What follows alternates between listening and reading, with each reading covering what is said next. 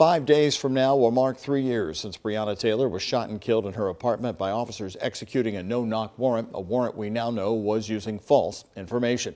This afternoon, Breonna Taylor's mother giving her first reaction to today's big report, joined by attorneys Sam Aguiar and Lanita Baker. This isn't just an LMPD problem, it's a city problem. It's prosecutors who have allowed police officers to present flimsy cases and push for plea bargains. It's prosecutors who have refused to hold criminal officers who engage in criminal behavior accountable. While this investigation was separate from the DOJ's investigation into Breonna Taylor's death, she was still top of mind for many today. Grace McKenna was there with her family and is live in Jeffersontown. And Grace, Aguiar calling it a pattern of collusion and cover-up. Yeah, that's right, Doug. There were certainly some complex emotions here today from the people who have spent the last 3 years fighting for justice for Breonna Taylor. For her mother, Tamika Palmer, though, even though she's glad to see the DOJ stepping in here, there's still a sense of heartbreak. Oh, watch that.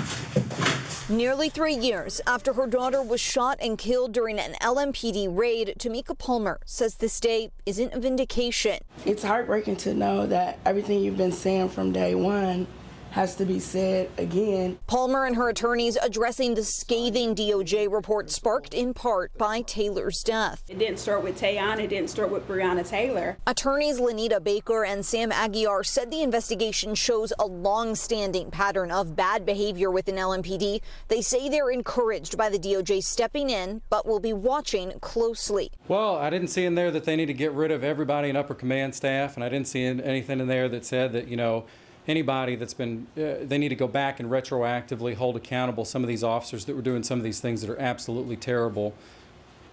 So no, it's not enough. Also speaking out, Tayon Lee, a judge ruled last year LMPD violated his rights during a 2018 traffic stop. Lee says it's all eyes on the future. Finally, someone else investigated, and exposed it all, said it all, like I said, what we've all been knowing. So to finally have that behind you, I like to see our future, what the future looks like now. For Palmer, after 3 long years. It's easy to say it until we actually start using those policies. The proof will be in the policing. It'll just keep repeating itself. Baker also noted that the judicial system has a role to play here. She said she wants to see judges take a more critical look at warrants like the one that led to the raid on Breonna Taylor's apartment. Live in Jeffersontown, Grace McKenna, WHAS 11 on your side.